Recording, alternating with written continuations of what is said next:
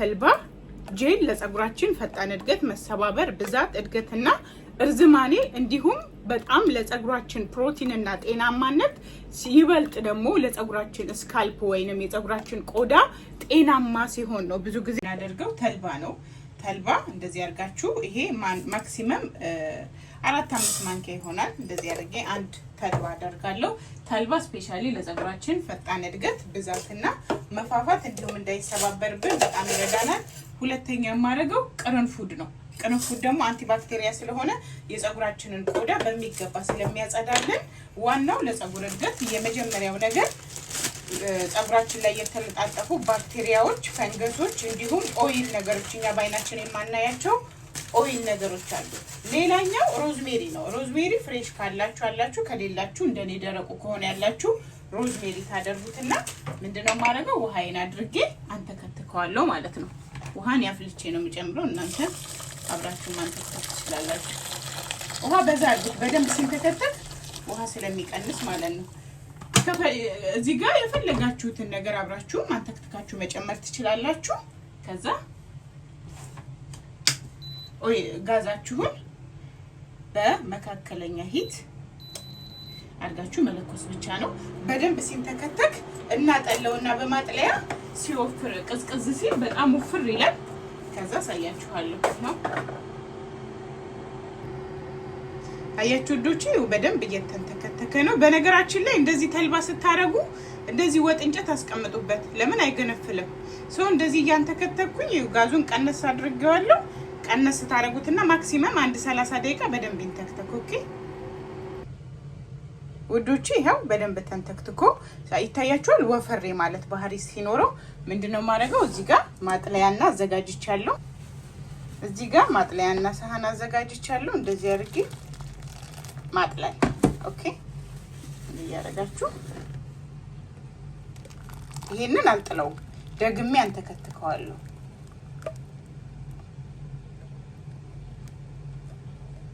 ይታያችኋል። አትጣሉት። ደግማችሁ አንድ ያንተክትኩና በረዶ አድርጋችሁ ከፈለጋችሁ እስከ ቀጣይ እስከምትጠቀሙ ድረስ ከፈለጋችሁ ደግሞ ይሄኛውን እንደዚህ ከጥፍፍ ካለ በኋላ በፌስታል አድርጋችሁ በረዶ ቤት አስቀምጡትና ቀጣይ አውጥታችሁ ማንተክተክ ትችላላችሁ። ይታያችኋል። አሁን ይሄ ሲቀዘቅዝ ወፍራም ጄል ይሆናል። እንግዲህ ውዶቼ ይሁት እንደምታዩት ኦሬዲ ሲቀዘቅዝ እንደዚህ ጄል ሆኖልኛል። እንደነገርኳችሁ ያጠነፈፍኩትን እንደዚህ አስቀምጬ በረዶ ቤት አደረገውና ቀጣይ ደግሞ አንተክትኬ ተጠቀመበታለሁ። ከዛ ምንድነው የምናደርገው እዚህ ላይ የፈለጋችሁትን አይነት የፀጉር ዘይት ጨምሩበት። የፀጉር ቅባት ኦኬ። የፀጉር ቅባት ከጨመራችሁበት በኋላ በደንብ እንዲዋሃድ ቀስ አድርጋችሁ ወይ በማሽን መምታት አለዛ እንደኔ በእጃችሁ ቀስ አድርጋችሁ አደባልቁት። ኦኬ በደንብ ይደባለቅ።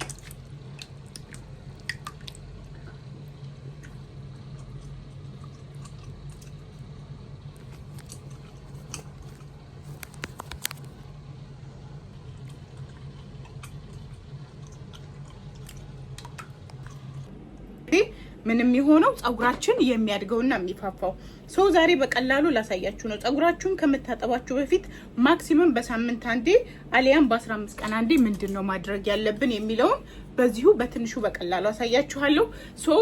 የተልባውን ሙሉ አሰራር አስቀምጬላችኋለሁ። እኔ እንደምታዩት ፀጉሬ በጣም ማክሲመም ሳምንት አልሰራሁትም ነበር። ኢቭን ራሱ በደንብ ቅባት አልቀባሁትም።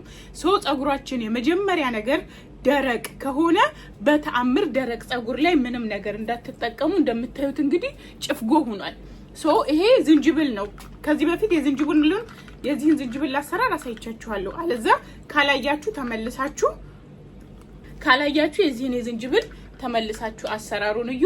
ምንድነው ማረገው መጀመሪያ ትንሽ ይታያችኋል። ትንሽ ረጠብ አደርገዋለሁ ሳይበዛ በስሱ። ከዛ ቀስ ስታበጥሩ እንደዚህ ታረጉና ከጫፉ መጀመሪያ ላይ ብዙ ጊዜ ፀጉሬ ይነቃቀላል፣ ፀጉሬ ይሰባበራል የምትሉት አበጣጠራችን ይወስነዋል። አያችሁ እዚህ ጋር ያዝ ሲያረግብኝ እለቀውና ከፊቱ አበጥረዋለሁ ወደ መሃል። አሁን ሙሉ ይታያችኋል፣ ምንም አልወጣም። ከዛ ምንድነው ማረገው ከዚህ ከተልባዬ ትንሽ አርጌ እቀባዋለሁ። ከየቱ ነው? ከዚህ ነው። ታያችኋል? ትንሽዬ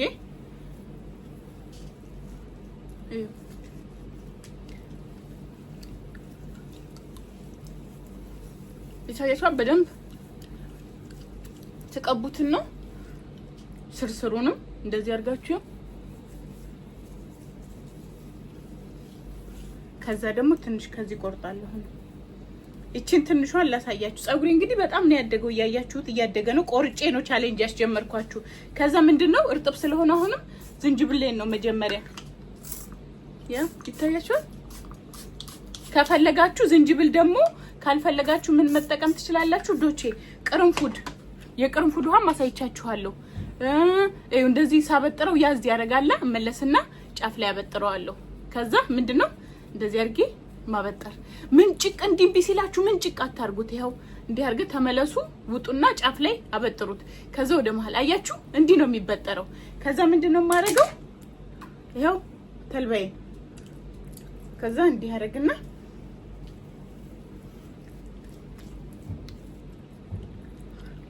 ከዛ በደንብ ቀቡት። ይሄው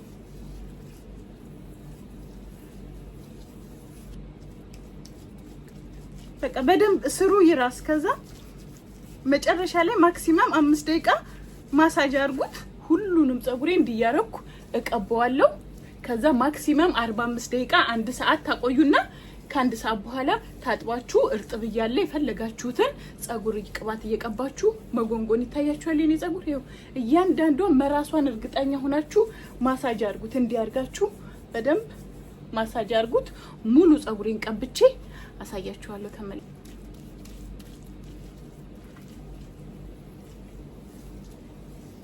አያችሁ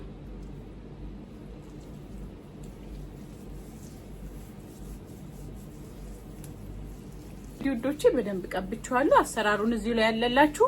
ከወደዳችሁት ላይክ እና ሰብስክራይብ አድርጉ።